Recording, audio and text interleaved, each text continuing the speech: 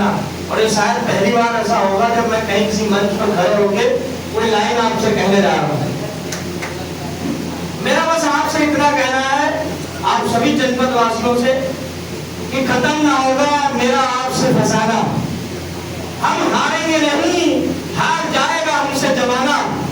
और दीप हमारे मिशन के यूं ही जलेंगे, अगर हम दुनिया में बिछड़े तो जन्नत में मिलेंगे। ये बात मैंने आपसे क्यों कही?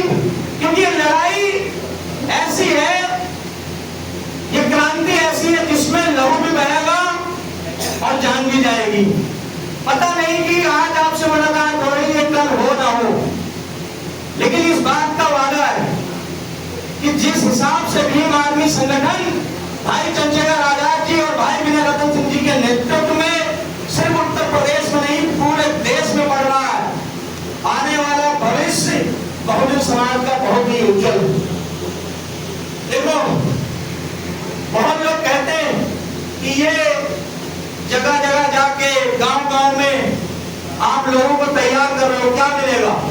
मेरा भाई अभी यहाँ मन से बोल रहा था, मैं उसको बड़ी गौर से सुन रहा था। उसने कहा कि हम राजनीतिक तौर पर मजबूत होना चाहते हैं। सत्य है कि अगर राजनीतिक तौर पर आप मजबूत होंगे तो आपको पावर मिलेगा, लेकिन मेरा थोड़ा इसे इधर सोचना है और उस बात को आप समझो मैं क्या कहना चाहता हूँ। राजनीति में तो हम भले ही इतने हो लेकिन मजबूत हुए। 4-4 बार सरकार बनी समाज की इसी उत्तर प्रदेश में, तो मजबूत तो हुए। 100-100, 150-150, 200 इसी समाज के लोग सांसद विधायक भी बने, तो मजबूत तो हुए। लेकिन क्या आपको महसूस हो रहा है कि कुछ बदलाव हुआ है? जहां आज हम इस मंच पर बैठ के बोतल का पानी पी रहे हैं, उसी समय में आपके क्षेत्र में तमाम ऐसे लोग होंगे जो गंदा पानी पीने को मजबूर होंगे। उसी समय आपके इसी प्रदेश में, उत्तर प्रदेश में कुछ ऐसे जनपद हैं जहां पर 3, 4, 5 किलोमीटर नीचे आकर पानी ले जाना पड़ता है। अभी अगर आपको लगता है मैं झूठ बोल रहा, तो आप चितपुर और महोबा जाइए और आप पूछिए वहां की महिलाओं से, तो आपको बताएंगे कि उनकी आधी जिंदगी सिर्फ पानी ढोने में लग गई। 4 किलोमीटर पहाड़ से नीचे उतर कर आकर और पानी ले जाना। आप सोचो कि जब मैं बिस्लेरी का पानी पीता हूं तो मुझे याद आ जाता है कि कहीं ऐसा ना हो कि किसी को गंदा पानी भी नसीब नहीं होता। आप सब ट्रेन में सफर किए होंगे, आप याद करो या याद करना जब आगे कहीं जाना कि जब ट्रेन किसी प्लेटफॉर्म पर रुकती है और उस प्लेटफॉर्म पर लगे हुए टंकी, क्या उन टंकियों से पानी अच्छा आता है? अच्छा आता है? गंदा आता है पानी। लेकिन आप गौर करिएगा, जब ट्रेन रुकती है तो जनरल डिब्बों से भीड़ उतरती है और वो भीड़ भागती है टंकियों की ओर और वो पानी भरती है अपने बोतलों में। एक ऐसा पानी कि अगर आप अगले 3 किलोमीटर सफर करेंगे तो पानी अपने आप पीला हो जाता है। वो नहीं खरीद सकते 20 रुपए की बोतल, वो मजबूर है वो गंदा पानी पीने को। अब मुझे तुम बताओ कि अगर मैं एसी में सफर कर रहा हूं तो इसका मतलब मेरा समाज सक्षम हो गया? नहीं हुआ। इसीलिए मैं आपसे कहता हूं कि राजनीति में तो सफल हुए लेकिन बदला कुछ नहीं। बाबा साहब ने कहा कि शिक्षित रहो, हम शिक्षित हुए लेकिन बदला कुछ नहीं। आज आप देखो, अगर मैं झूठ बोल रहा हूं, आपके गांव में जो भी व्यक्ति डॉक्टर, इंजीनियर, वकील, जज हो गया होगा, उसने सबसे पहला काम किया होगा गांव छोड़ने का। गांव छोड़ के वो लखनऊ में अपना घर बना लिया होगा, दिल्ली में बना लिया होगा, बड़े शहरों में चला गया होगा, उसने गांव छोड़ा। लेकिन एक बात बताओ, अगर वो गांव में रहता, अगर आपके गांव में कोई जज है आपके समाज का और कोई पुलिस आए और गरीब व्यक्ति को रात में पकड़ कर लेके जा रही हो, क्या वो हिम्मत करेगी अगर उसी के बगल में जज का मकान बना हो? क्योंकि जज ने अपना मकान खाली कर दिया।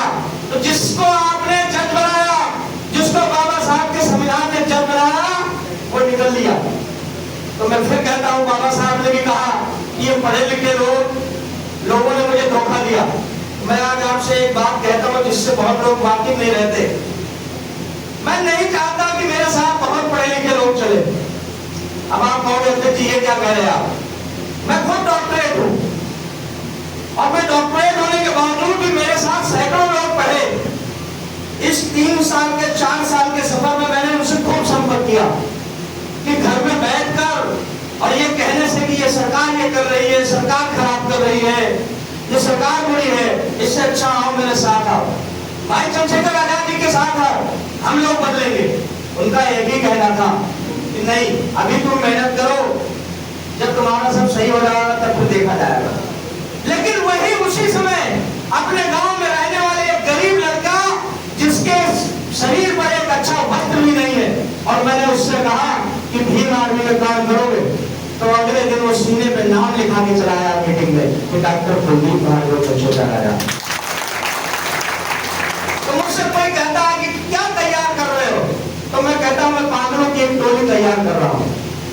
लोग कहते हैं पागल क्यों कह रहे हैं इनको, तो मैं आपसे कहता हूं मैं पागल इसलिए कह रहा हूं कि पढ़ा लिखा व्यक्ति, बुद्धिमान व्यक्ति बड़ा दिमाग लगा के काम करता है, वो सपना भला और फायदा सोचता है कि अगर भीम आर्मी में आऊंगा तो मैं विधायक बन जाऊंगा क्या, मैं सांसद बन जाऊंगा क्या।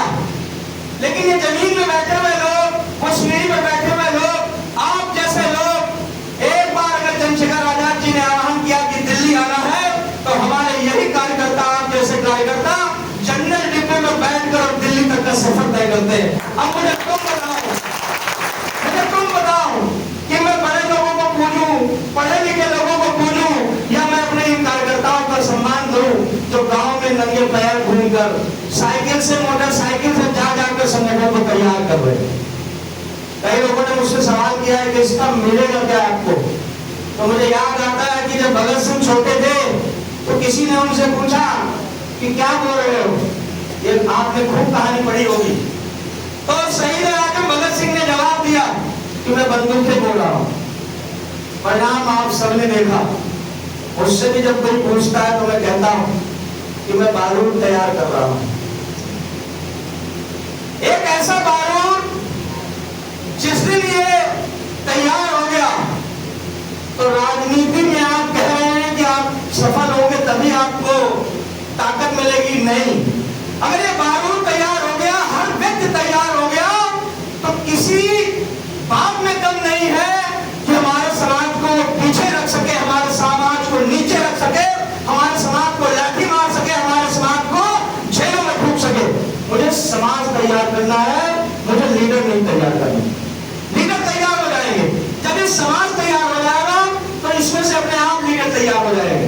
अगर आज मैं आप लोगों को तैयार करके जाता हूं, तो आज क्या अगर मैं आपसे कहूं कि यहाँ पर चुनाव होगा और उस चुनाव में आप किसको चाहोगे कि वो लीडर बने, तो कई लोग इसमें से आवेदन कर देंगे, लेकिन मेरी ये प्रक्रिया नहीं रहती। मैं चाहता हूं कि इसमें से बैठे लोग एक और हाथ उठाएं और बोले ये भैया आदमी है, हम लोग इसको पसंद करते हैं। और अगर एक आदमी को सारे लोग पसंद करते हैं, इसका मतलब कि सभी लोग इस बात से बड़ी बात ही वाकिफ है कि ये व्यक्ति हमारा भला करेगा।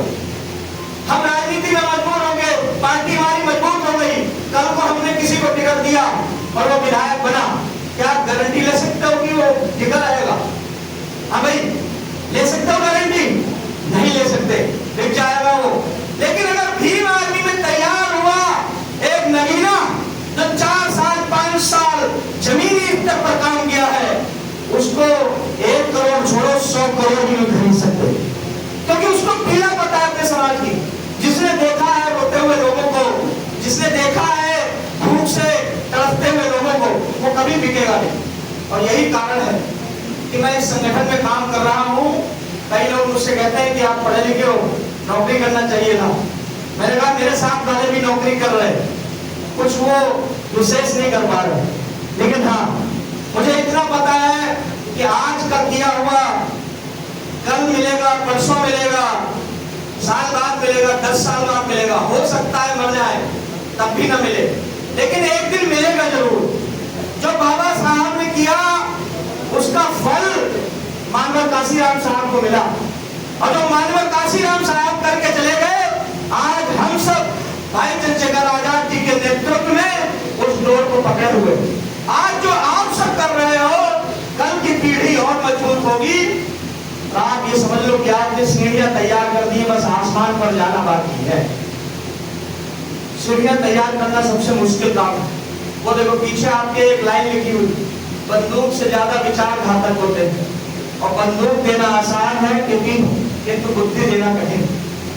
अगर मैं भी आपसे आह्वान कर दूं कि आप चलो और इस जिले में जो भी सामंतवादी ताकतें हैं उनके घर गिराने, तो मुझे पता है आप में से 90% लोग एकजुट होकर तैयार हो जाओगे, लेकिन कुछ नहीं मिलेगा उससे। आप एक का घर गिराओगे, उनके पास ताकत है, उनके पास बारूद तैयार है, उस बारूद को वो छोड़ेंगे, हमारे लोग डर जाएंगे। अगर आपने अपनी तैयारी कर ली, अपना कलेजा मजबूत कर लिया, तो आपको किसी के घर गिराने की आवश्यकता नहीं पड़ेगी। लोग घर छोड़ के अपने आप चले जाएंगे। कभी भी आप देख लीजिएगा, किसी गांव में ज्यादा आतंक है, आप भीम आर्मी की 20 मीटिंग करो उसी गांव में, कभी 100 लोगों के साथ, कभी 200 लोगों के साथ, और जिस दिन आप 1000-2000 लोगों के साथ उस गांव में प्रवेश कर दो, अगले दिन से आपको जैसे ना तबने लगे तो आप कहना। हमारी ताकत संगठित होकर ही हो सकती, अलग अलग नहीं। हम भूल जाते हैं कि हम राजनीतिक स्वार्थ में इस मिशन को जो है तितर बितर कर दे रहे हैं। बहुत लोगों को तैयार किया समाज ने, लेकिन लोग बिक गए। आज ये फोटो देख रहा हूं आपके आसपास लगे हुए, ये इसलिए लगे हुए हैं क्योंकि ये बिके नहीं। आप इसमें से किसी की तरफ देखिए और बताइए कि भैया ये वाली फोटो गलत लगी हो, ये बिके थे। ये बिके नहीं इसलिए दीवारों पे लगे हुए हैं। अगर हम बिके तो हमारी कोई कदर नहीं करेगा। अगर हम बिके नहीं और हमने काम ईमानदारी से किया, तो इस बात को नोट करके रख लो, ये पीढ़ी आएगी जो आपको खोजेगी, आपके बारे में जानेगी, और फिर आपका भी फोटो इन दीवारों पे लगाएगी। कितने लोग हाथ में बैठे हो मुझे बताओ, क्या आज से 5 साल पहले लड़ाई सिंह यादव को जानते थे? क्या आपने झलकारी भाई का नाम सुना था? फातिमा शेख का नाम सुना था? ये ईमानदारी से मैं कह रहा हूं कि मैं डॉक्टरेट हूं आपके सामने, इस देश की सर्वोच्च डिग्री डॉक्टर पीएचडी वो मैंने प्राप्त की, और मुझे नहीं पता चला पूरे पीएचडी तक की फातिमा शेख कौन। कारण क्योंकि इन हरामखोरों ने हमारे पूर्वजों को दफन कर दिया। इनको नहीं मालूम था कि कोई पढ़ी लिखी पीढ़ी आएगी और इन खंडरों को भंगालेगी और फिर अपने पूर्वजों को निकालेगी, और जब अपने पूर्वजों को पढ़ेगी तो उसका खून खोलेगा। मैं धन्यवाद देता हूं भाई चंद्रशेखर आजाद जी का और भाई विनय रतन सिंह जी का, कि एक ऐसी जमात जो उत्पाती हो सकती थी, उपद्रवी हो सकती थी, कहीं किसी मस्जिद के सामने जाकर दंगा फसाद करती, कहीं किसी गुरुद्वारे के सामने उपदंगा करती, लेकिन भाई चंद्रशेखर आजाद ने एक ऐसी फौज तैयार की जो अपने महापुरुषों को पढ़ने का और समझने का काम कर रही है। हम किसी के आगे जाके उपद्रव नहीं कर रहे, ऐसा नहीं हम कमजोर, हम ताकतवर हैं, लेकिन हम समझ गए भीम आर्मी के नेतृत्व में कि इससे कुछ नहीं हो सकता। मैंने कहा कि बंदूक पकड़ाना आसान है, लेकिन बंदूक से काम नहीं होने वाला। बंदूक से किसी को मारोगे आप जेल में होगे, जो मर गया उसको लोग शहीद कह देंगे, नहीं कह देंगे? यहाँ ऐसे ऐसे लोगों को पूजा जाता है, ऐसे ऐसे लोगों की प्रतिमाएं आपको मिलेंगी। जैसे आज हमने मानवर साहब और बाबा साहब को फूल चढ़ाए, आप आरएसएस के कार्यक्रम देखो, ऐसे ऐसे लोगों को फूल चढ़ाया जाता है जिन्होंने इस देश के लिए इतना भी नहीं किया। इतना को छोड़ो, बल्कि इस देश से गद्दारी की, जिन्होंने अंग्रेजों की चमचागिरी की, जिन्होंने माफी मांगी, फिर भी उनकी पूजा हो रही है। इसका मतलब उनकी विचारधारा मजबूत थी, हम अपनी विचारधारा में कहीं ना कहीं पीछे रह गए। इस समय तुमने सुना होगा कि ग्वालियर में कुछ चंद वकीलों ने संविधान एक निर्माता अलग तैयार कर दिया, बीएन राव। नाम सुना तुमने? अभी सुना होगा, इससे पहले सुना था? मुझे तो पता नहीं कि कब उसने लिखा था और कहां लिखा था, मुझे नहीं पता। तो आप सोचो ये कहां से आया, क्योंकि ये विचारधारा वो डालना चाहते हैं। मेरी एक मुलाकात एक आरएसएस के लोगों से हुई, उसने मुझे एक पत्रिका दी, बोले डॉक्टर साहब इसको पढ़िएगा। तो हमारी जगह आप होते तो उसको फेंक देते, लेकिन हमने उसको रख लिया। और जब मैं ट्रेन में सफर कर रहा था, मैंने उस किताब को खोला और उस किताब को मैंने पढ़ा। तो उसमें बहुत कुछ झूठ लिखा हुआ था। घर पहुंच के मैंने उसको फोन किया, हमने कहा ये किताब जो पकड़ा गया और ये 2 कौड़ी की है, इसमें सारा कुछ झूठ लिखा हुआ। तो जो बात उसने मुझसे कही उस बात को आप समझने की कोशिश करना और समझना मैं आपसे क्या कहने जा रहा हूं। उसने कहा कि डॉक्टर साहब मुझे पता है इस किताब में झूठ लिखा हुआ है, लेकिन मेरी बात को आप नोट करके रख लो और अपने बच्चों को बता के जाना कि 50 साल बाद यही किताब सच मान ली जाएगी। समझे मैं क्या कह रहा हूं? उसने कहा जो झूठ मैंने इसमें लिखा है यही बात 50 साल बाद सच मान ली जाएगी। क्यों?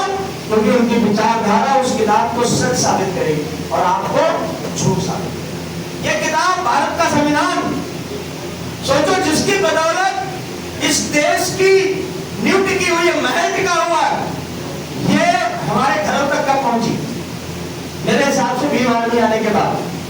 सत्यता आज तो हर कोई संसद की शपथ ले जा रहा तो पकड़े हुए है संविधान, कहीं कोई जा रहा तो माथा टेक रहा संविधान के आगे। लेकिन अगर आपने कोई झुका है संविधान के आगे और कोई पकड़ने को मजबूर हुआ है तो भीम आर्मी ने मजबूर किया है।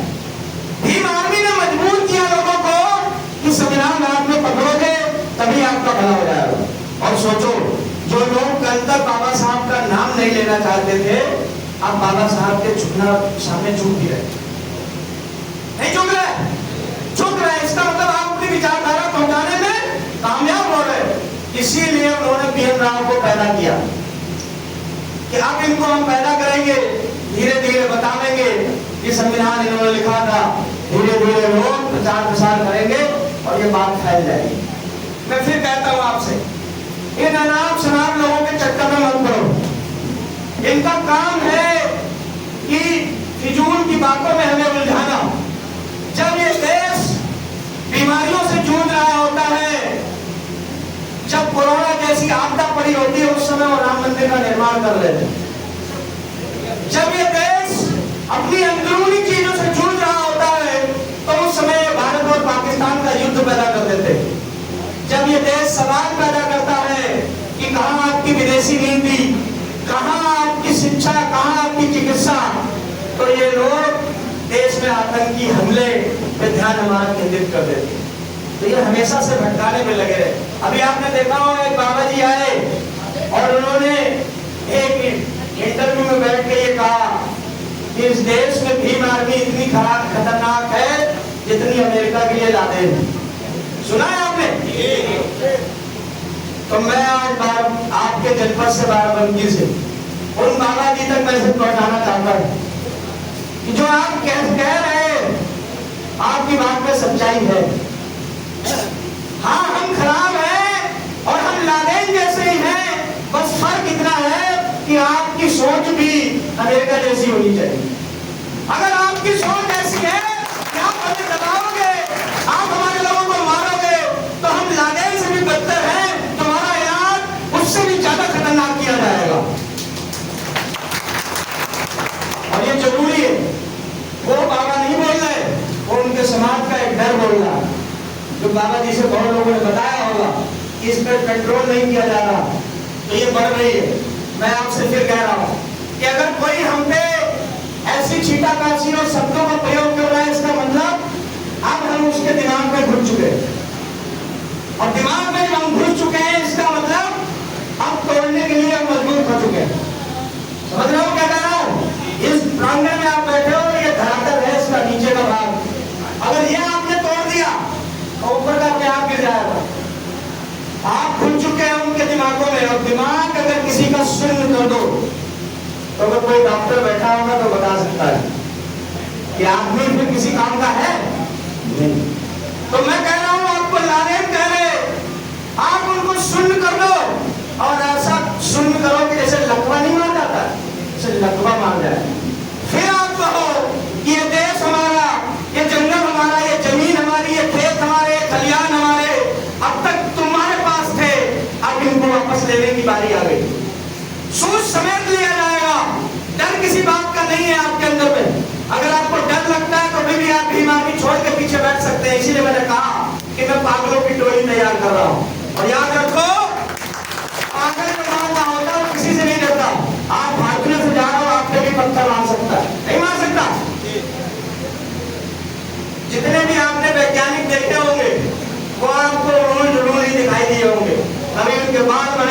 होंगे, कभी उनकी आस्तीन यहाँ चढ़ी होगी, शर्ट जो है आपका बिखरा हुआ होगा।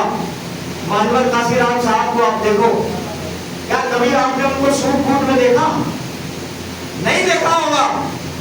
मैं बताता हूं आपको साथियों, मानवर साहब एक दिन अपने कमरे से नहा के निकले और एक बनियान पहन के निकले, तो उनके एक साथी ने कहा, मानवर साहब अब आप बहुत मजबूत हो चुके हैं, इस समाज को आपने एकत्रित भी कर दिया है, हमारे विधायक भी बन चुके हैं, लेकिन अभी भी आपकी बनियान में कई सारे छेद।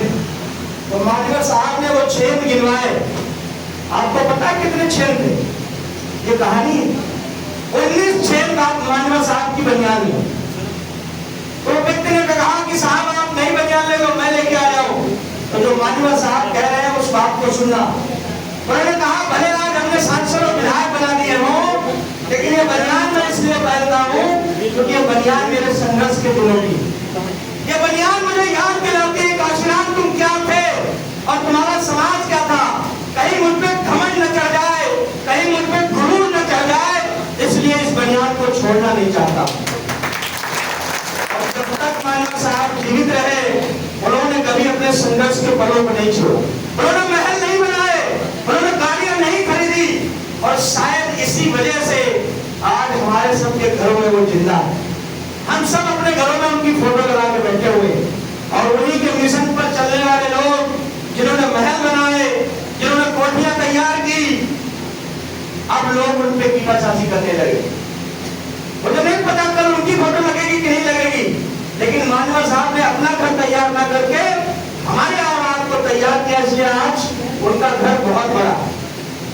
और आपको कहता हूं एक चीज, मैं एक इंटरव्यू पढ़ा, एक फातिमा नाम की लड़की थी, उसने मानवर साहब का इंटरव्यू लिया और उसने पूछा, जब 95-96 में सरकार बनी तो उसने सवाल किया, काशीराम साहब आप दलितों के उत्थान की बात करते हो, लेकिन जो आपकी सरकार बनी इसमें दलित मंत्रियों की संख्या बहुत कम है।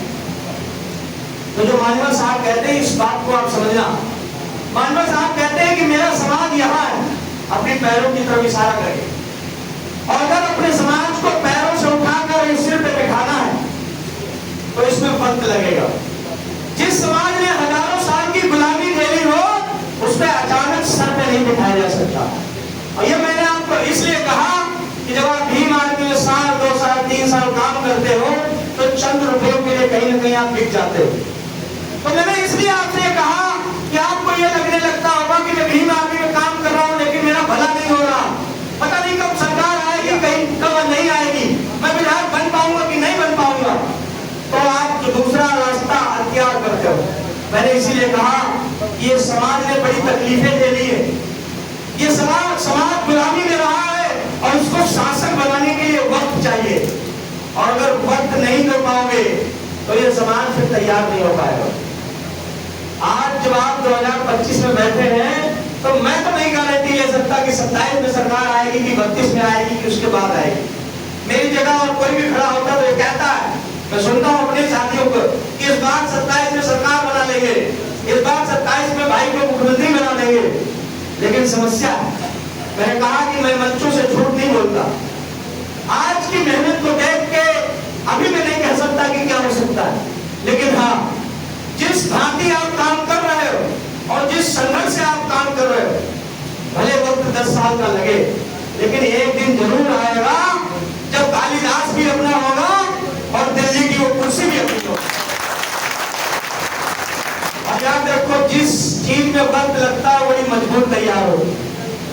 एक मकान बनाने के लिए आप खाली गारा लगा के ईंटा लगा दो, हवा का झोंका आएगा, गिर जाएगा, लेकिन जिसमें बराबर का सीमेंट, बराबर की सरिया और मोरंग गिट्टी सब पड़ा हो, उसको बड़े बड़े भूकंप नहीं गिरा पाते।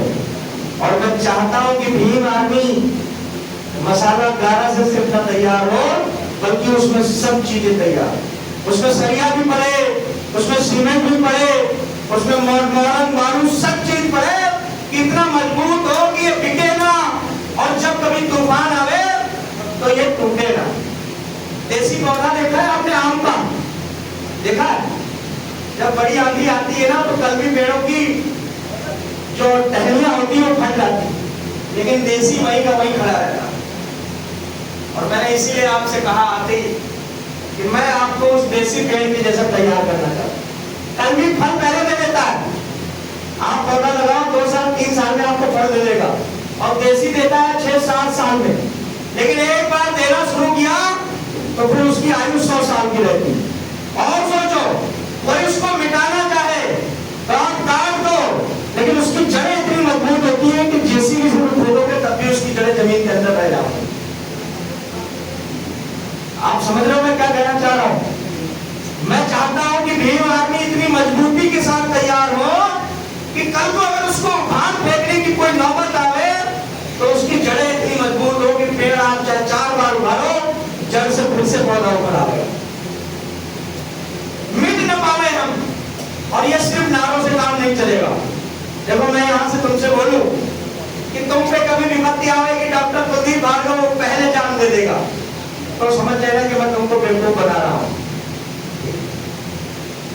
गलत कह रहा हूं साहब? मैंने अपने लोगों को सुना कहते हुए, बोले कहीं अत्याचार होगा तो भीम आर्मी जिंदा गाड़ देगी। अब आपको असलियत बताता हूं कि प्रतिरोज हर 2 से 3 मिनट में कहीं न कहीं किसी बहन के साथ में बलात्कार होता है इस भारत देश में। ये मेरा डाटा नहीं है, सरकार का डाटा। उत्तर प्रदेश की बात करूं, ऐसा कोई दिन नहीं जाता जिस दिन किसी दलित की लाश न जलाई जाए, ऐसा कोई दिन नहीं जाता जिस दिन कोई मुसलमान प्रताड़ित किया न जाए, ऐसा दिन नहीं जाता जहां आदिवासियों के घर न गाड़े जाए। मुझे तुम बताओ कि हमने कितने लोगों को जिंदा गाड़ा? बताओ, गाड़ा है क्या? तो नारों से हम अपने समाज को बेवकूफ नहीं बना सकते। ये समाज बड़ा भोला है। आप कहोगे कि मैं आपके साथ खड़ा हूं और आप चलो इस एसपी ऑफिस गिरा दो, एसपी ऑफिस गिरा देंगे, लेकिन आप सोचो कि उसके बाद का क्या होगा। और मैं ये चाहता हूं कि उस बात की तैयारी पहले कर ली जाए, फिर जो गिराना है गिरा देंगे। बात की तैयारी ये है कि अगर कानून में तुम्हारे लोग बैठे हुए, जुडिशियल में तुम्हारे लोग बैठे हुए हैं, या तुम्हारे मीडिया में लोग बैठे हुए और प्रशासन में तुम्हारे लोग बैठे हुए हैं, तो तुम जिसका चाहोगे गिरा लो। अगर तुमने किसी का घर भी गिरा दिया तो मीडिया लिख देगी, और मीडिया जब लिखती है तो उसके अर्थ के अलग बहुत होते हैं। और मैं आपको समझाता हूं कैसे लिखती है, समझना। जब कभी आतंकी जम्मू कश्मीर में आते हैं और किसी मंदिर में घुसते हैं तो मीडिया एक न्यूज बनाती है कि कुछ आतंकी फलानी जगह के मंदिर में घुस आए, ऐसी देखिए आपने न्यूज। और वही आतंकी जब मस्जिद में घुसते तो मीडिया लाइन वैसे ही रखती है। बस आप सुनो क्या लिखती है। मीडिया लिखती है कि कुछ आतंकवादियों ने मस्जिद में शरण ली। दोनों में कितना अंतर है आपको पता? घुस आए मतलब इसमें कोई घुस आया मतलब जबरदस्ती, और शरण ले रहा है मतलब हमने उसको बैठा रखा। आपको दोनों देखने में खबरें एक जैसी लगेंगी, लेकिन दोनों में जमीन आसमान का अंतर है। तो जब आप किसी का घर गिरा दोगे, अगर मीडिया चाहेगी तो उस चीज को कुछ और लिख देगी बहुत अत्याचार हुआ था, इन्होंने नाजायज जमीन पर महल बना रखा था और जो है भीम आर्मी के लोगों ने गिरा दिया। और जब वो मुकदमा वकालत में जाएगा तो आपके वकील, आपका जज, वो भी कलम चला देगा कि ये सही था। वो प्रशासन जो आपको पकड़ के ले जाना चाहिए था, वो प्रशासन आपको पकड़ के नहीं ले जाएगा। तो तैयारी वहां की, यहाँ की नहीं। मेरा एक साथी है पुलिस में, तो कहता है भैया मैं चंद्रशेखर भाई के साथ चलना चाहता हूँ, आप मुझे कहीं भी आदेश कर दो, मैं आर पार कर दूंगा। तो मैंने कहा नहीं, जो मैं उससे कह के आया वो तुम भी सुनो, और अपने पढ़े लिखे लोगों को ये बताना है कि मैंने उससे कहा एक बात बताओ कि अगर कल को हमने भीम आर्मी तैयार कर ली, आजाद समाज पार्टी तैयार कर ली और हमने सरकार बना ली, तो सरकार तो हमारी हो जाएगी, लेकिन थानों में एसएचओ किसको बनाएंगे? ये जिलों में डीएम किसको बनाएंगे? अब अगर पढ़े लिखे लोग नहीं होंगे, हमारे पास में पुलिस में लोग नहीं होंगे, तो हमें फिर उसी को तो बनाना पड़ेगा। और सरकार तुम्हारी हो और थाना प्रभारी कोई और हो, एसपी कोई और हो, डीएम कोई और हो, तब भी तुम कुछ नहीं कर सकते। शासन प्रशासन अगर सरकार का साथ ना दे तो इस प्रदेश की जो मुख्यमंत्री पर गद्दी पर बैठा हो तो अगर प्रशासन अपनी औकात पे आ जाए तो उसको भी नीचे उतार सकता है, इतनी ताकत होती है। तो मैं पढ़े लिखे लोगों से कहना चाहता हूं कि सिर्फ भीम आर्मी में काम करने से काम नहीं चलेगा, आपको अपने आप को तैयार करना पड़ेगा उन बड़ी बड़ी जगहों पे जाने के लिए। जो ये लोग माइक लेके इंटरव्यू लेके फिरते हुए, इनको कहीं ना कहीं मीडिया में अपना स्थान बनाना पड़ेगा, नहीं तो हम यहाँ से अपने समाज की भली बाती के बारे में बात करेंगे और कोई चैनल पर कोई कुछ और दिखा देगा। अभी मैं एक जनपद में गया, वहां मैंने कार्यक्रम किया, न्यूज पता पुलिस तक क्या पहुंची कि भीम आर्मी के प्रदेश अध्यक्ष आए थे और हजारों लोगों को वो ईसाई धर्म कबूल करवा के चले गए। आप सोचो ये पत्रकारिता कहां जा रही है। इसलिए मैं आपसे कह रहा हूं कि आपको लगता है कि चंद लोगों को आपने तैयार कर लिया, आपने भीड़ तैयार कर ली, आपने रोड पे उतार दी और आपका काम हो गया? नहीं, गलत फहमी में आप किसी को इस हाल में बैठ के लगता हो कि मैंने बहुत कुछ इस समाज के लिए तैयार कर लिया, अब ये समाज मेरे पीछे है, तो मैं आपको बताऊं कि आप आधी रात में एक मैसेज डालो कि कुछ गुंडे मेरा घर जलाने आए हैं बंदूक के साथ, और तत्काल में आप लोग पहुंचे, आपका भ्रम अभी समय में टूट जाएगा। गलत कह रहा हूं? पहुंचेंगे लोग, लेकिन सुबह पहुंचेंगे। बोले साहब दूर था, मैं रिश्तेदारी में था, कोई बोलेगा कि साधन नहीं था, तमाम बहाने होंगे, लेकिन जिस दिन तुम्हारे घर पे 50 लोग पहुंच जाए अस्त्र शस्त्र डंडा बंडा लेके कि कहां है भैया बताओ, इनका इलाज कर दो मैं, तब तुम समझ जाना कि तुमने अपना काम बड़ी ईमानदारी से किया। ये दिखावे की जिंदगी है। देखो अब मैं यहाँ आया हूँ, आज इतने लोगों ने मेरा स्वागत किया, अब मुझे भ्रम हो जाए अचानक कि 12 बल्कि से मैं सांसद बन जाऊंगा, तो ये मेरा भ्रम ही तो है, नहीं है भ्रम? क्योंकि अभी हमने यहाँ किया ही क्या है? अभी मैं प्रदेश अध्यक्ष नहीं होता, तो जब मैं किसी प्रदेश अध्यक्ष के साथ आता तो लगता है आप मुझे वहां जीने को बैठा देते, नहीं बैठा देते। तो ये जो स्वागत किया आपने प्रदेश अध्यक्ष का किया, तो इसका मतलब हम अभी मजबूत नहीं है। कौन मजबूत है? संगठन मजबूत। ये जो हम पट्टा डाल के थाने में जाते हैं और आपको एसपी और सीओ एसएचओ आपको सामने बैठा के चाय पिलाता है, तो मैं भ्रम होता है। कई साथियों ने मुझसे कहा कि भैया मेरा जिले में इतना जलजला है कि मुझे एसपी भी सलाम करता है, तो मैं कुछ नहीं बोला, लेकिन मैं आज आपसे कह रहा हूं कि ये भ्रम है हमारा। आप उसी एसपी से जाओ और ये कहो कि पिछले 3 साल से मैं बीमारी में नहीं हूं, आप जाओगे तो अपने पैरों पर वापस नहीं आओगे।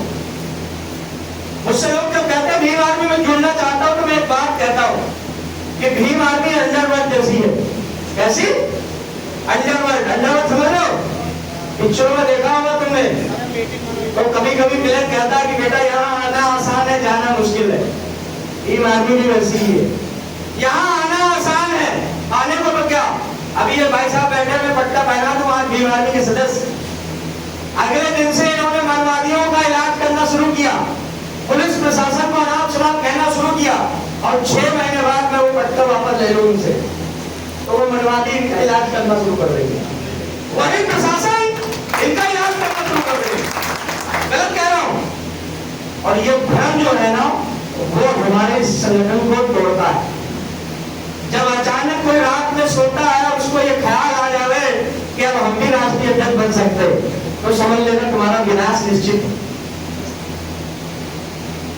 गंभीर बात है, कोई यहां से बोलेगा नहीं, क्योंकि मैंने कहा अब तक मैंने 4 शायरियां सुनाई होती तो 20 बार ताली बजा चुके होते, और इसी चीज में जो है युवाओं को खराब करके बर्बाद करके रख रखा।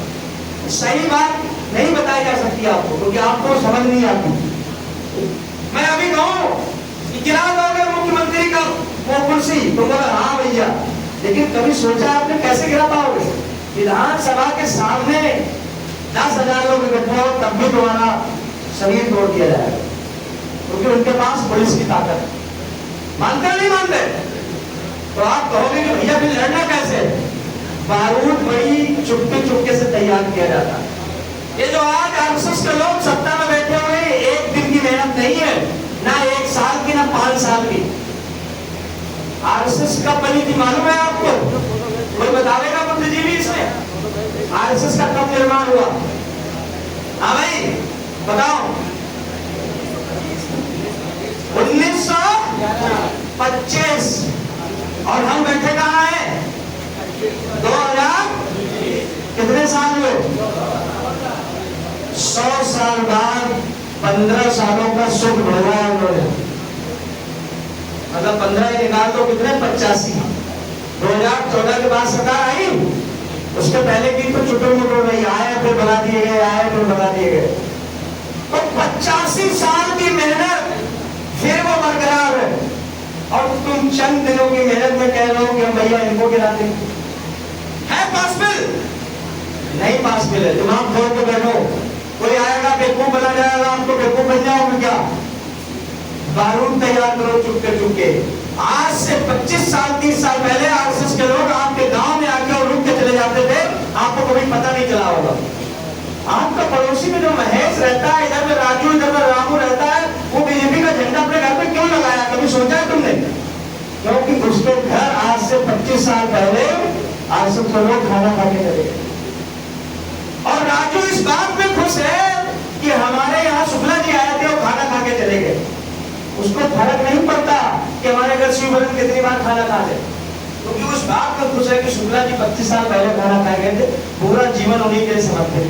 और तुम क्या कह रहे हो कि भैया ईवीएम खराब है, ये लोग बेईमानी से जीत रहे। तुम्हारा पड़ोसी उनको वोट देके आ रहा है, तुमसे नहीं बता पा रहा। ये हकीकत मैं तुमसे बता रहा हूं, नहीं यकीन है?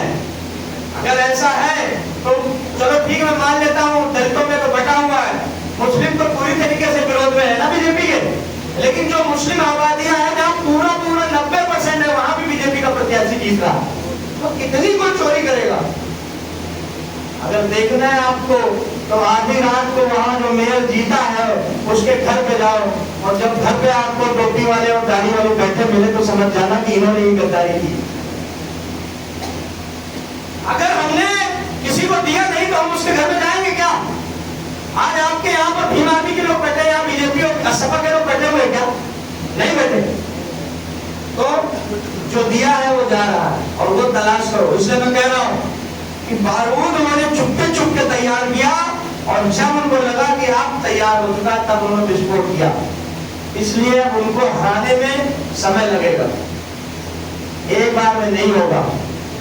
और वो बारूद हमने तेज किया इसीलिए चुपके चुपके, हम बीच में इधर में आप सोशल मीडिया पे डालने लगे, नहीं तो हम अपनी मीटिंग भी नहीं डालते, क्योंकि हम आए और हम ये वकील साहब से मिले और हम फोटो इनका डाल दे तो कल को इनकी जमीन छीन ली जाएगी, बोले पटेल देते जिनके घर पे बैठे।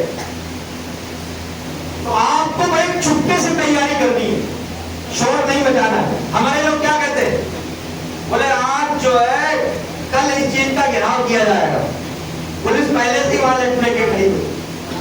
क्या तुम्हें ये हिम्मत है कि तुम ये कहो कि कल पुलिस पे शांतिपूर्ण तरीके से अकेला ज्ञापन देने जाऊंगा, और जब तुम वहां पहुंचे तो तुमको 1000 लोग पहले से खड़े थे।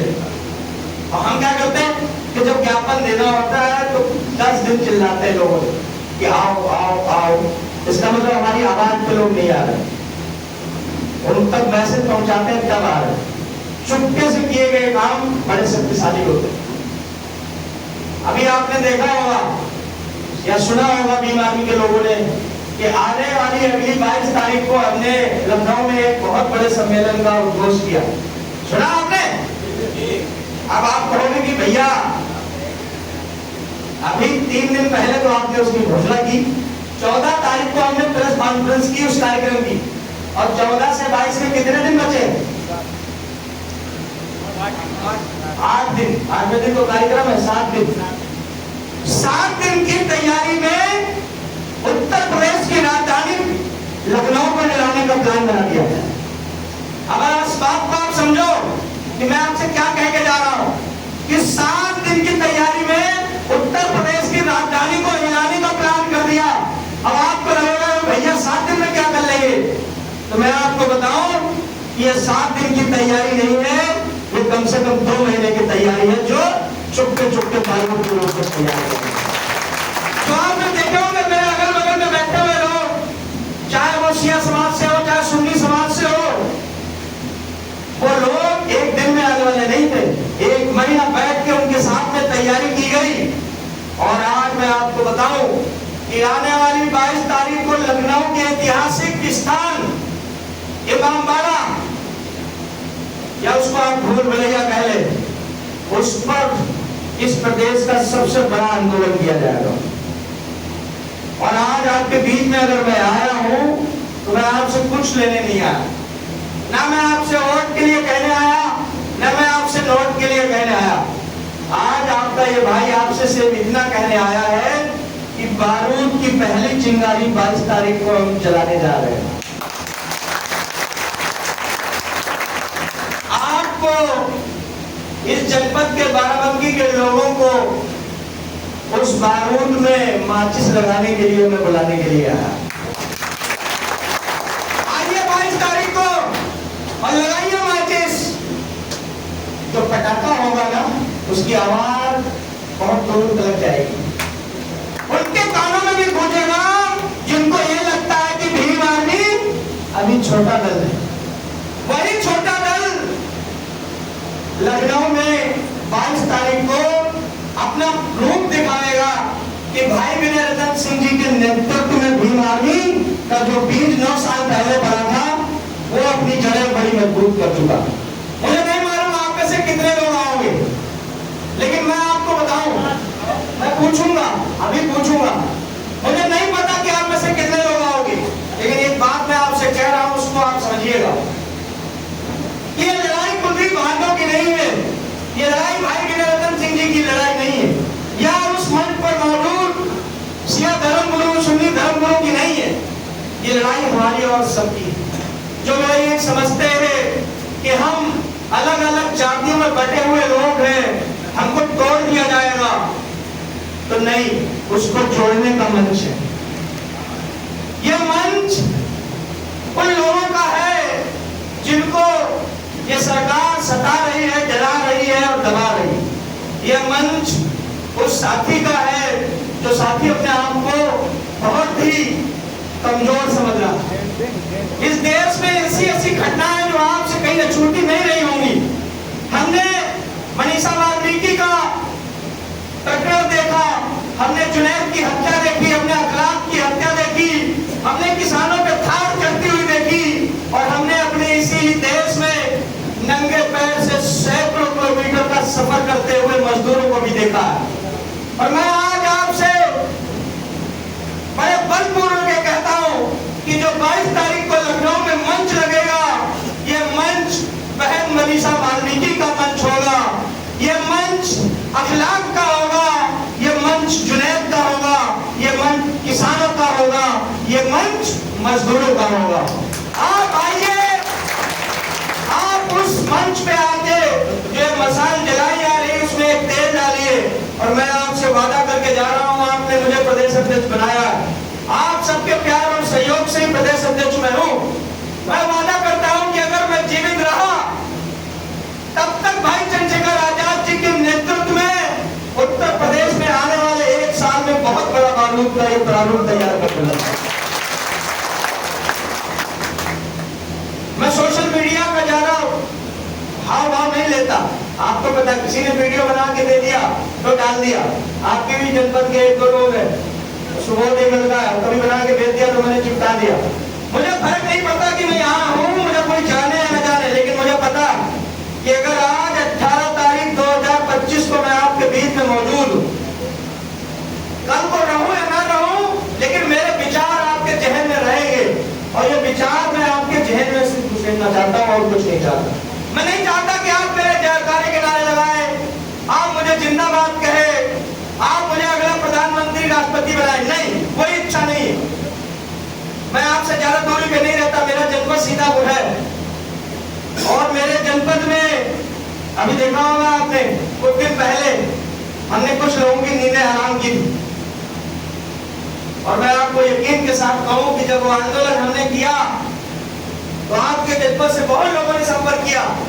ये सभी, ये रमेश, सुभाष, शिवरन, सब लोगों ने कहा कि भैया हम आएंगे।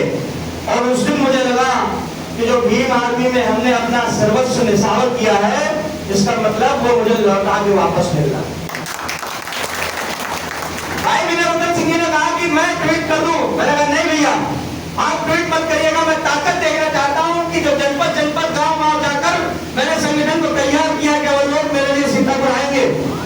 तो मैं आपको बताऊं कि डीजीपी ऑफिस से मुझे खबर मिली, उन्होंने कहा 144 धारा लगाई गई डॉक्टर साहब आपके यहाँ, आपको कल सुबह की सुबह जेल भेज दिया जाएगा। मैंने कहा कि मैं 100-200 के लोगों के साथ जाऊंगा तहसील पे और थोड़ा सा छोटा सा आंदोलन करूंगा। बोले गलत फहमी है। बोले मेरे एलआईयू ने मुझे जानकारी दी है कि कम से कम 10,000 लोग सीतापुर में उतर रहे हैं। 10,000 लोग, और मुझे ये एहसास था, मुझे तो मालूम था। मैंने देखे अपने लोगों के लाइव वीडियो, तो कोई बस से निकल पड़ा था, कोई ट्रेनों से निकल पड़ा था, कोई गाड़ियों से, कोई पिकअप से। उस दिन मुझे महसूस हो गया कि मैं सही राह पे हूँ। मुझे ये जो गांव-गांव जाकर जिले जिले जाकर मैं ये संघर्ष कर रहा हूँ, मुझे उस दिन पता लगा कि मसाला तैयार हो रहा। अगर लखनऊ में 10,000 लोग तैयार हो सकते हैं, इसका मतलब किसी दिन लखनऊ में तो कोई 50,000 लोग होंगे। और शायद ये जो लखनऊ का कार्यक्रम है ये उसी की देन है। मैं आपसे भी कह रहा हूँ, मुझे नहीं पता कि मैं आपको क्या दे पाऊंगा। आप मुझसे कहोगे कि भैया आप मुझे क्या दोगे, तो मैं झूठे वादे नहीं करता। कई लोग मुझसे सवाल करते हैं कि भैया इलेक्शन कब लड़ोगे, आप विधायक बन जाओ, आप बहुत दमदार आदमी हो, सांसद बन जाओ। तो मैंने कहा नहीं, इलेक्शन कभी नहीं लड़ूंगा। जो साथी मुझे जानते हैं वो भी इस बात को जानते हैं। मैंने अध्यक्ष जी से कहा कि ताऊं इलेक्शन नहीं लड़ना चाहता, मैं सिर्फ और सिर्फ संगठन को मजबूत करना चाहता हूँ। तो कई लोगों ने कहा कोई तो ख्वाहिश होगी, तो ख्वाहिश मैं आज आपको बताता हूँ, और मेरे हिसाब से आपकी भी ख्वाहिश होनी चाहिए। मेरे जनपद में 9 विधानसभा है, और ये जवाब मैंने एक पंडित जी को दिया। उन्होंने कहा सांसद विधायक बनना, मैंने कहा नहीं। तो बोले फिर? मैंने कहा मेरे जनपद में 9 विधानसभाएं हैं, 10 साल 15 साल 20 साल बाद मैं इतना ताकतवर बनना चाहता हूं कि 9 विधानसभाओं के विधायक कोई भी बने, बिना मेरे पैर छुए हुए विधायक नहीं बन पाएगा। जो लोग हमारे जनपद में गए उनको भी ये पता होगा कि बड़ी साइलेंटली की तरीके से बार तैयार कर रहा हूं।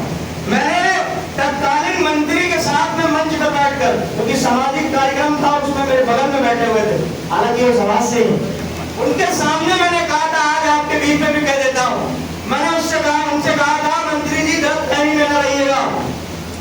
जब बाबा साहब ने कहा था कि अब रानी के पेट से राजा नहीं पैदा होता, उस बात को सार्थक करके सीतापुर में दिखाऊंगा कि अब विधायक का बेटा विधायक नहीं बनेगा, खेत खलिहान में काम करने वाले का बेटा अगली बार विधायक बनाऊंगा। और मैंने कहा सोटी लगती है तो किसी दिन आर पार का कर लीजिए, आप समाज के आपका मुकाबला नहीं करूंगा, क्योंकि मैं आपको माफ करता हूं। नहीं यकीन तो मुझे व्हाट्सएप करना, मैं आपको वीडियो दूंगा, मैंने डाली नहीं क्योंकि समाज को मामला था।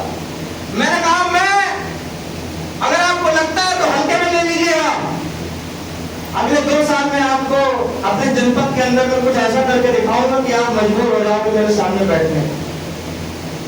उन्होंने एक दिन मुझे ऑफर दिया, बोले इधर उधर मारे फिरते हो, पढ़े लिखे हो, आप गाड़ी लो, बंगला लो, हमारे साथ काम करो। उन्होंने कहा मंत्री जी गलत फहमी है, आप आने वाले समय में आप जैसे 25 मंत्री मेरे आगे घर के पीछे खड़े होंगे कि भैया कब सो के ऊपर।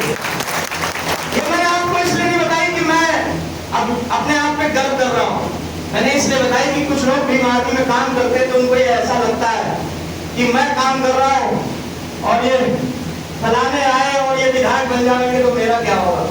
आप अपनी ताकत नहीं पहचानते, आप संगठन तैयार करो जमीनी स्तर पर। मंत्री की औकात नहीं कि आपका सामना कर पावे। मंत्री अगर आह्वान भी करेगा तो 100-200 लोग से ज्यादा इकट्ठा नहीं कर पाएगा। अगर आपको झूठ लगता है तो आपके आप कोई मंत्री हो विधायक हो तो छेड़ो उसको, 200 लोगों से ज्यादा नहीं। क्यों? वो 200 लोग उसके चमचे होते हैं जो रात दिन कहते हैं मंत्री जी आपका अच्छा चल रहा। लेकिन जिस दिन आप आह्वान करोगे तो जिसको आप जानते भी नहीं हो वो भी आपको नया झंडा लेके दिखाई देगा उस आंदोलन। आप अपनी ताकत को पहचानिए। 10 गांव में आप निकल जाओ सिर्फ 10 दिन के लिए, एक गांव को एक दिन, और 10 गांव में खाली आप घरों में जाओ, वही भोजन करो उन्हीं के घर 100, 10 दिनों में कम से कम 100 लोग ऐसे तैयार हो जाएंगे जिनको चंद्रशेखर भाई और कुलदीप भाई को कोई मतलब नहीं, उनके लिए तुम ही हीरो। किसी की खेत छीना जा रहा है, किसी का घर गिराया जा रहा है, वहीं जाके ले जाओ, बोले बुलडोजर की जो दीवार गिरेगी हम पे गिरेगी, आपको लड़ने वालों में गिना जाएगा। वही गांव के लोग आपको लड़ाका कहेंगे, बोलेंगे भैया जब गिर रही थी तो सांसद विधायक तो नहीं आया था, ये छोटा सा नन्हा सा भैया हमारा उठा ले गया। हम चंद्रशेखर आजाद बनना तो चाहते हैं लेकिन हम वो करना नहीं चाहते जो उन्होंने किया। कहते हैं ना, हम कभी भी जिले में जाते हैं या पोस्टे देखते हैं तो आप लिखते हैं बाराबंकी के रावण, छोटा रावण, मोटा रावण, ऐसे लिखते हैं ना अकबर। तो आप रावण लिखने से रावण नहीं होंगे जनाब। 2 साल की जेल काटनी पड़ेगी, हर दिन 200 लाठियां शरीर पे खानी पड़ेंगी, इतनी लाठी मारी जाएंगी कि आपकी रीढ़ की हड्डी तोड़ दी जाएगी। मुझे नहीं पता आपको मालूम है कि नहीं, लेकिन अगर हाल में ही आपने चंद्रशेखर भाई को देखा होगा तो कुर्सी में पीछे तकिया लगा के बैठते हो। देखा आप में से किसी ने? नहीं देखा तो अगली बार जाइएगा तो देखिएगा, कुर्सी के पीछे तकिया लगा के बैठते, क्योंकि उनकी रीढ़ की हड्डी में एक छोटा सा सुराख गैप बन गया। वो गैप पता कैसे बना है? पुलिस की लाठियों से। हम बाबा साहब के बारे में बात करते हैं कि 4 बच्चों की कुर्बानी बाबा साहब ने दी तो हमारा कलेजा रो लेता है। चलो मैं कहता हूँ वो तो बड़ी पुरानी बात हो रही। जिनके नेतृत्व में काम कर रहे हैं उनको कभी बैठ के और सुनने की कोशिश करो, आपका कलेजा रो जाएगा। पीछे तक मेरी आवाज आ रही? अगली बात जो मैं बोल रहा हूं उसको महसूस करके देखना। अगर तुम इस हाल में बैठे हो और अभी तुम्हारी फोन की घंटी बजे और तुमको ये कोई कह दे कि तुम्हारे बेटे की, तुम्हारी भाई की, तुम्हारी माँ की, तुम्हारी बीवी की बहुत ज्यादा तबीयत खराब है, क्या तुम अगले आधा घंटा इस हाल में बैठे रहोगे? नहीं बैठे। बताओ, झूठ मत बोलना, बैठे रहोगे? सोचो, 69,000 की भर्ती में जब भाई चंद्रशेखर आजाद जी वहां बैठे हुए थे, मैं पड़ोस में बैठा हुआ था, आधी रात में उनके घर से फोन आया और माननीय राष्ट्रीय अध्यक्ष जी की ताई जी नहीं रही थी, उनका देहांत हो गया। मेरे बगल में भाई बैठे हुए थे, उन्होंने वीडियो कॉल पे बातचीत की और हल्के से आंसू भरे। आसपास के लोगों को भी महसूस नहीं होने दिया उन्होंने। क्या वो आंदोलन छोड़ के चले गए? उनका भाई जब बीमार होता है, अस्पताल में भर्ती होता है, तो उस समय वो महाराष्ट्र में आंदोलन कर रहे होते, और हम कहते हैं कि अपने आगे रावण लगा लेंगे तो हम चंद्रशेखर आजाद बन जाएंगे। नहीं, कुर्बानी देनी पड़ेगी, घर बार छोड़ना पड़ेगा। और मेरे साथियों, जिस दिन आपने घर बार छोड़ दिया, मोह माया छोड़ दी, लाठी खाने की ताकत पैदा कर ली, उस दिन आपको चंद्रशेखर आजाद बनने से कोई नहीं रोक सकता। और मैं कहता हूं कि आप मेरे पीछे मत चलो, आप किसी नेता के पीछे मत चलो, खुद को इतना शक्तिशाली बनाओ कि हर रोज दरवाजे पे, तुम्हारे दरवाजे पे 10 लोग बैठे कि भैया अगर आप चाहोगे तो हम बच जाओगे। ये है लीडरशिप। अब आप कहोगे कि भैया आप ये खूब कर रहे हैं तो गलत फहमी, ये आप नहीं कर रहे। आज जो कुछ भी हम कर रहे हैं वो हमारा कुछ नहीं है। आज जो कुछ भी हमारी ताकत है वो भाई चंद्रशेखर आजाद और भाई विजय रतन सिंह जी ने हमें उधार में दी। सही है गलत? आपको भ्रम होगा कि अरे नहीं भैया हमने बाराबंकी में तो बहुत कुछ किया है ना, उतारो ये पट्टा और लिखो अपने आगे कि मैं भीम आर्मी का नहीं हूं। देखो तुम्हारा इलाज कैसा होता है। ये ताकत है। अगर ताकतवर तुम हो तो मैं तुम्हारा नाम लेके फिर लखनऊ में कब्जा चालान ना करवाए, मैं तुम्हारे बगल में फैजाबाद चला जाऊं, तुम्हारा नाम ले लूं तो वहां मुझे रास्ता छोड़ दिया जाएगा? है ऐसा कोई कि तुम्हारा नाम ले लूं और काम हो जाएगा? जब आप संगठन का नाम लेते हो तभी काम होता है। तो इसका मतलब हम ताकतवर नहीं, कौन ताकतवर? संगठन। और जिस व्यक्ति ने संगठन को व्यक्ति पर तहरीर दी वो व्यक्ति कभी भी उठ नहीं पाएगा। संगठन बड़ा या व्यक्ति? बताओ तेज आवाज में। और संगठन बड़ा या विचारधारा? यही बात आपको समझनी पड़ेगी कि व्यक्ति से बड़ा संगठन होता है और संगठन से बड़ा विचारधारा। आज इसमें तमाम लोग बैठे हुए हैं, ये हमारे सीनियर साथी रंजन भाई बैठे हुए, तो वास्तव में उन्होंने खूब काम किया, लेकिन अब ये यहाँ पर काम कर रहे क्यों? क्योंकि संगठन से जब विचारधारा बड़ी होती है और जब संगठन बदल जाए तो हम विचारधारा को पकड़ते हैं। कल को हो सकता है भीम आर्मी की विचारधारा बदल जाए, तो मैं आपसे कहता हूं आपको अंत भंग बदलने की जरूरत नहीं, शौक से छोड़ देना संगठन को, ये मैं कह के जा रहा हूं। क्योंकि विचारधारा बड़ी है और संगठन उससे बड़ा नहीं हो सकता। इस विचारधारा को जिंदा रखिएगा, फूले साहब अम्बेडकर की विचारधारा को आपको जिंदा रखें। संगठन बहुत आ रहे हैं, लेकिन अब ये है कि आप करने कुछ और आए थे, कर कुछ और रहे। करने क्या आए थे? समाज को मजबूत करने आए थे, और कर हम क्या रहे हैं? थाने और पुलिस में जाकर खाली बस केवल जवाबदेही कर रहे हैं। आपको लग रहा है हमारा जलवा चल रहा है, नहीं। अब आप तो सोचो, वही सपा वाला FIR लेके जाए, नहीं लिखी जाती, बसपा वाला लेके लिखी जाए, नहीं लिखी जाती, तुम्हारी लिख ली जाती, तो तुम कहोगे हम संसाली नहीं। कहीं न कहीं उनको ये डर है कि ये झुंड में आते, मधुमक्खी का छत्ता देखा तो उसमें उंगली डालोगे तुम, उनको झुंड की ताकत का पता, उनको पता है कि अगर हम ये नहीं लिखेंगे कल ये दीवारों पे चढ़ जाएंगे, ये सब उठा फेंकेंगे, इसलिए वो आपसे डर रहे। और जब आप इस संगठन से अलग हो जाओगे तो उनको पता होगा कि झुंड से आप अलग हो चुके। आपने शेर देखा नहीं होगा, लेकिन चैनलों में डिस्कवरी में देखा होगा, वीडियो में देखा होगा।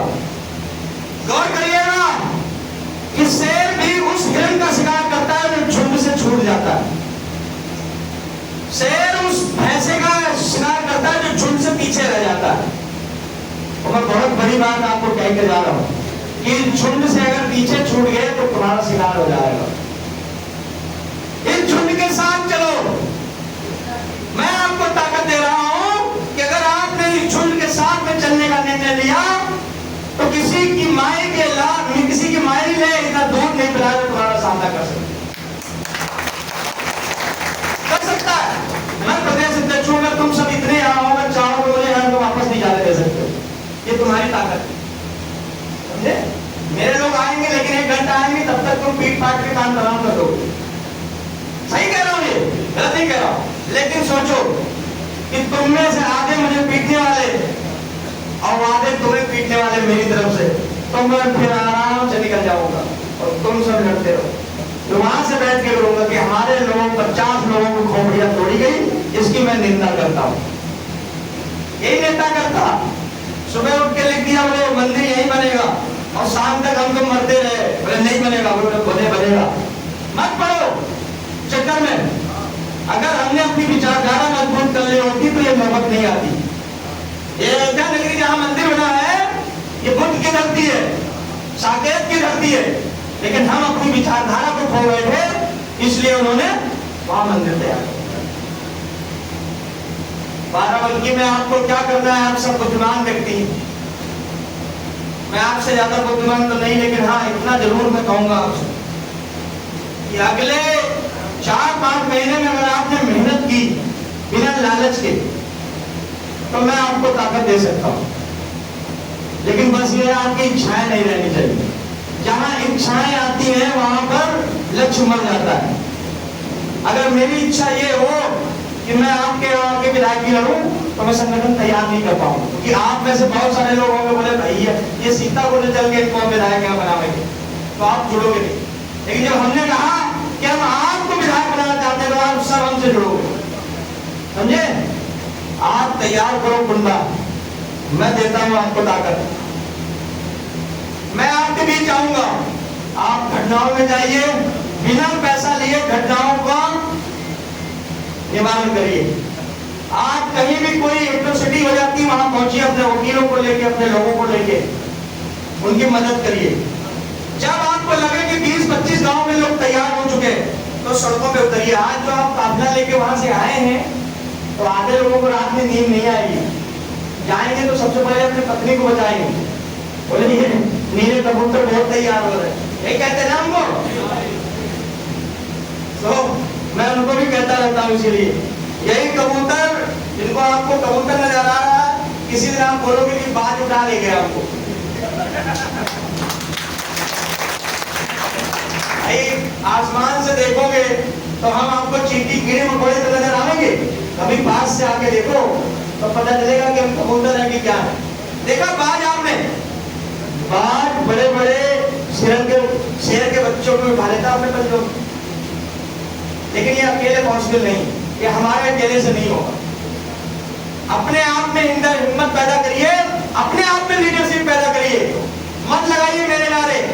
हर व्यक्ति जब इस मंच पे खड़ा होगा तो यही बोलेगा मेरे साथ चलो, नहीं, आप चलो, मैं आपके साथ हूं, आप लीडर बनो, मैं आपके बीच में खड़ा हूं, मैं दूंगा आपको ताकत।